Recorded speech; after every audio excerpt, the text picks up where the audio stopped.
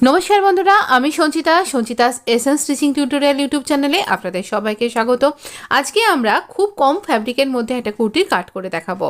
तो देखुन एखाने स्लीवेर फैब्रिक किन्तु बार होबे ना, टू फोल्ड फैब्रिक रयेछे 140 सेंटिमिटार फैब्रिक माने 1.5 मिटारेर थेकेও এটা একটু কম রয়েছে।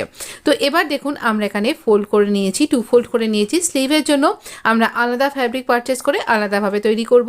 এইটুকুনি ফ্যাব্রিক পেয়েছিলাম, যার ব্যাক নেক ডিজাইনটা আপনি হয়তো কালকে দেখে নিয়েছেন, না হলে এই ভিডিও ঠিক আগেই আপনি দেখতে পাবেন, না হলে ডেসক্রিপশন বক্সে বা আই বাটনে দেখে নেবেন।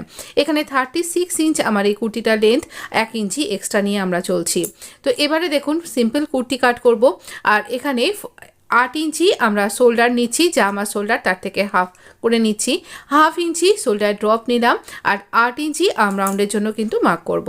এখানে একটা স্ট্রেট লাইন ড্র করে নেব এখানে হাফ ইঞ্চি নিচ থেকে। এবার যেখানে মার্কটা করলাম তার নিচে আমরা চেস্টের 4 ভাগের 1 ভাগ, তার সাথে 2 ইঞ্চি লুজিং এইভাবে মার্ক করে নেব। এরকমভাবে আপনি আপনার মেজারমেন্ট অনুযায়ী এখানে মার্ক করবেন।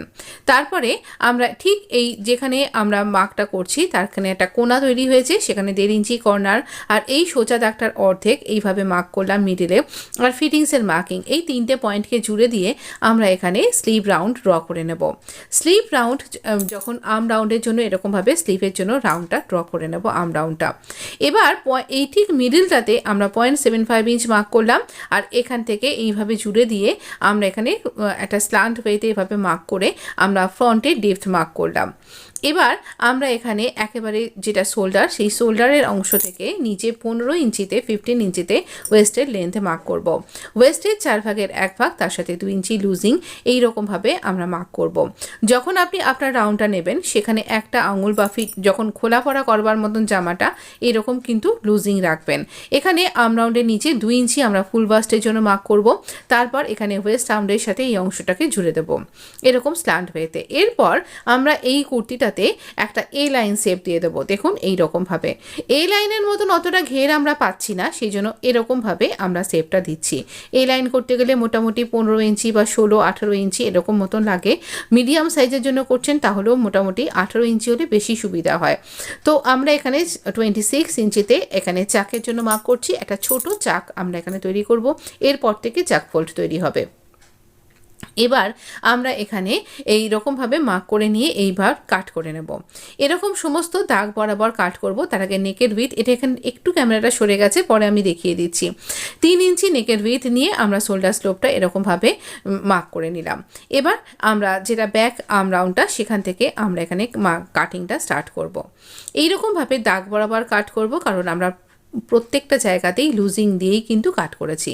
যেখানে এই ফিটিংসের মার্কিংটার হচ্ছে সেখানে এই 4 ফোল্ড অবস্থায় ফ্যাব্রিকটাতে একটা ছোট কাট লাগিয়ে দিন, তাহলে আপনার ক্ষেত্রে খেয়াল থাকবে যে কোথা থেকে আপনাকে জয়েন্টটা করতে হবে। এখানে আমার এই অংশটা ঢুকে গেছিলো ভেতরে, টান টান করে নিয়ে আমরা এখানে এক্সট্রা কাট করে দিচ্ছি এই অংশটাতে।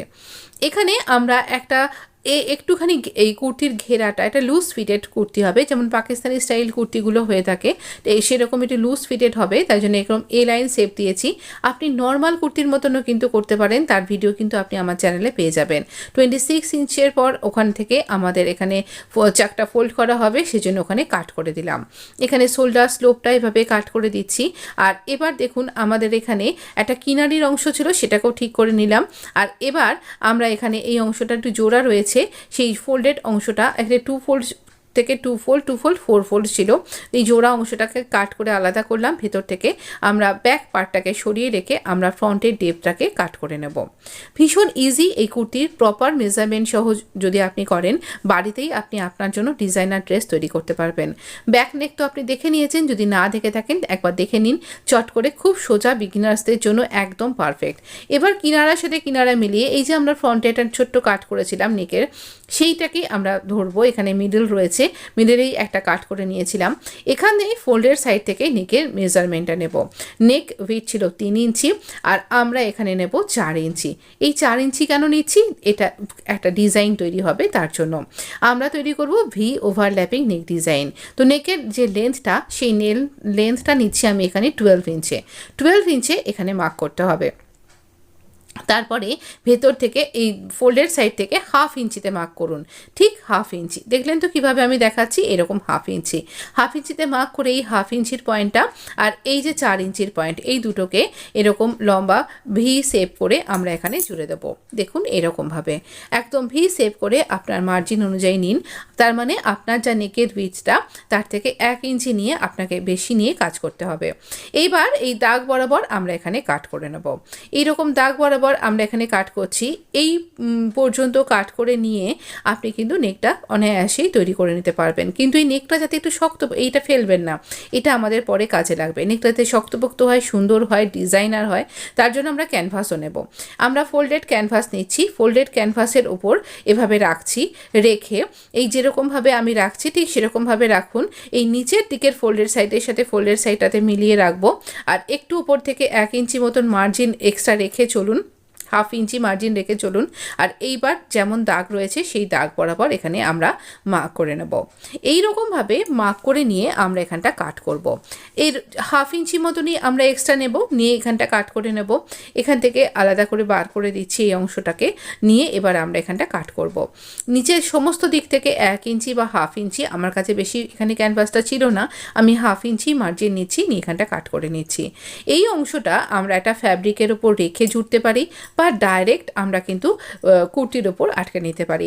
আমি এখানে এইরকম ওপর থেকে একটু ছেড়ে রাখলাম, যাতে করে এত বড় নেকটা কোথাও যেন এটা সরে নড়ে না যায়, প্রপার মেজারমেন্ট যাতে হয় তার জন্য রাখছি।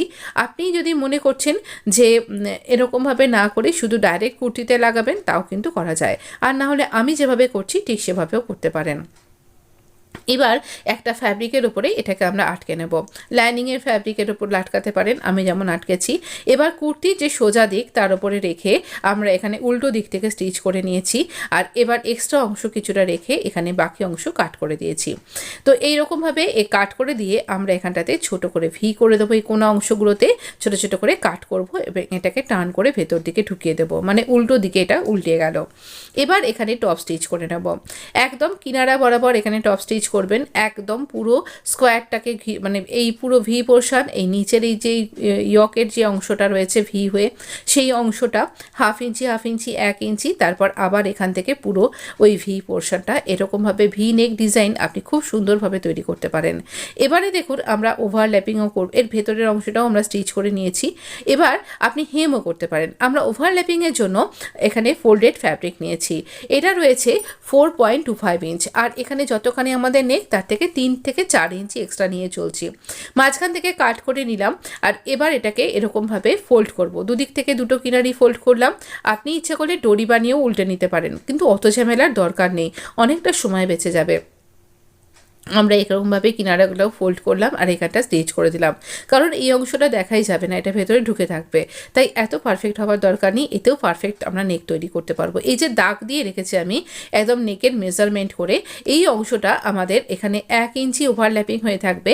তো এই যেখানে 1 ইঞ্চিটা হচ্ছে সেই রকম একটা মার্জিন রেখে আমরা এখানটাতে এই লেসটাকে অ্যাটাচ করছি। লেস বসানো সম্পূর্ণ অপশনাল, লেসটা বসালে দেখতে খুব সুন্দর লাগবে, আর এক্সট্রা একটুখানি রাখছি, আর তারও নিচে 2 ইঞ্চি এক্সট্রা রাখছি আমাদের নেকের এই ওভারল্যাপিংয়ের স্ট্রিপটাকে। এবার আমরা জিগজ্যাগ ওয়েতে এখানে স্টিচ করব, যেন লেসটা এরকম কার্ভ রয়েছে, এরকম যেরকমভাবে আপনি সালোয়ারের বটমে ডিজাইন করেন ঠিক সেরকমই খানিকটা এরকমভাবে কার্ভ করে করে আমরা স্টিচ করব। যদি ভিডিও ভালো লেগে থাকে লাইক এবং সাবস্ক্রাইব করতে কিন্তু ভুলবেন না, নোটিফিকেশানটাও অন করতে ভুলবেন না। এবার দেখুন এই অংশটা এরকমভাবে অন্য দিকটা অন্য সাইডে এরকমভাবে মুখোমুখি থাকবে লেসগুলো। আমরা পুরো পিন দিয়ে আটকে নিয়েছি পুরো নেকের মধ্যে এই ওভারল্যাপিং করে, তাহলে আমাদের স্টিচ করতে খুব সুবিধা হবে, তাড়াতাড়ি হবে। এবার দেখুন কিভাবে স্টিচ করছি। এই যে আমরা কিনারাটা ফোল্ড করে স্টিচ করেছিলাম, আর এখানে যে লেসের কিনারাটা স্টিচ করেছি, সেই একই স্টিচিং লাইনের ওপর দিয়ে আমরা এখানে স্টিচ করছি। আমাদের ভি ওভারল্যাপিং নেক ডিজাইন কিন্তু রেডি হচ্ছে, ভীষণ অনবদ্য দেখতে রয়েছে। আপনিই বলুন ভালো লাগছে কিনা। যদি ভালো লাগছে, যদি এতক্ষণ দেখে নিয়েছেন, তাহলে অবশ্য করেই একটা লাইক দিতে কিন্তু ভুলবেন না। লাইক দিলে আমি অনেক বেশি অনুপ্রাণিত বোধ করব পরবর্তী ভিডিওটা তৈরি করবার জন্য।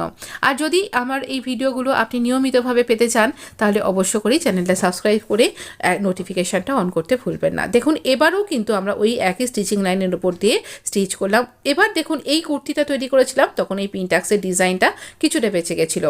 এই পিনটাক্সের ডিজাইন আর এই যে ভি অংশটা বেঁচে গেল সেই দুটোকে মুখোমুখি সোজা দিকগুলো একসাথে রেখে কিনারা বরাবর স্টিচ করে নেব। এইরকমভাবে কিনারা বরাবর স্টিচ করে নিচ্ছি আমরা।